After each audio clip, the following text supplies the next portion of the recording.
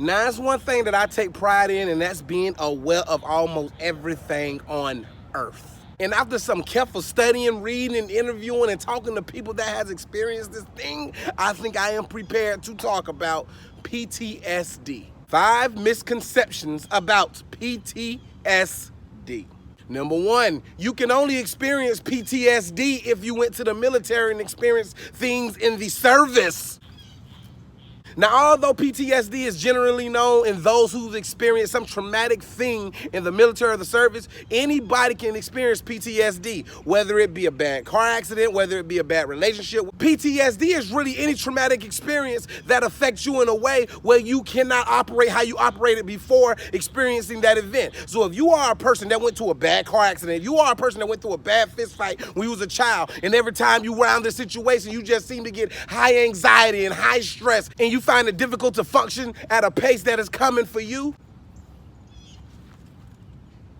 you may be experiencing PTSD. And I would encourage you to seek medical attention if you feel or deem it necessary to do so. Number 2, you've experienced PTSD long enough. It's time for you to get over it. Now, one of the biggest misconceptions is time heals all wounds. That is not true in certain instances. Everybody move at their own pace. If I went through a traumatic experience when I was 9 years old and I got out of it when I was 12 years old, that's me. I'm Josh Prey like that. If you went through an experience 9 years old and you 35 years old and you still reliving those same traumatic experiences, take your time. I am not to judge you. I cannot say you watched something happen to somebody that you loved 5 years ago and it's been 10 years, you should be over it. There is no timetable for pain, internal pain. Number 2. Number 3, I know somebody that went through the same thing you went through. It ain't even that serious. You shouldn't even have nightmares like that.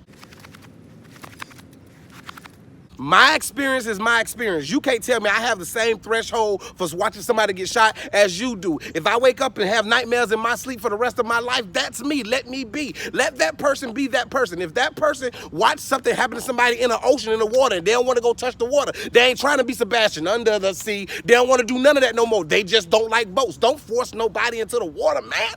Don't you trick nobody, because it's not cute. Hey, Josh, we going to the park today. Okay. Then we pull up on the ocean and you see me in the back seat, seatbelt on, starting to choke. I got shortness of breath. I can't breathe. Don't judge me because of my reaction, because you shouldn't be putting me in a place that I don't want to be familiar with anymore. Let me react how I want to react. My reaction don't got to be your reaction, homie. Number 4, if you got PTSD, you kind of crazy in some way.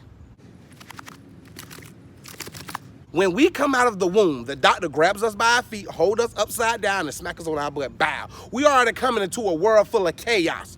You can't tell me that this situation, this traumatic experience that I was not expecting today, I woke up, got dressed, went to Starbucks to get some coffee. And on my way to Starbucks, I watched 160 car pile crash up, mash up, just go down in front of me. Now, every single time at a red light, I'm just imagining what happened. Final Destination 2 and 3 just happened in front of me. It's going to be on my mind all the time. I was not born to be introduced into a world full of chaos that was going to shock me at every single moment. I just want to live, breathe, stretch, shake, and let it go. And that didn't happen in my life in this situation. I am not crazy. I am now hyperly concerned. And number 5, being in the military can't be that stressful.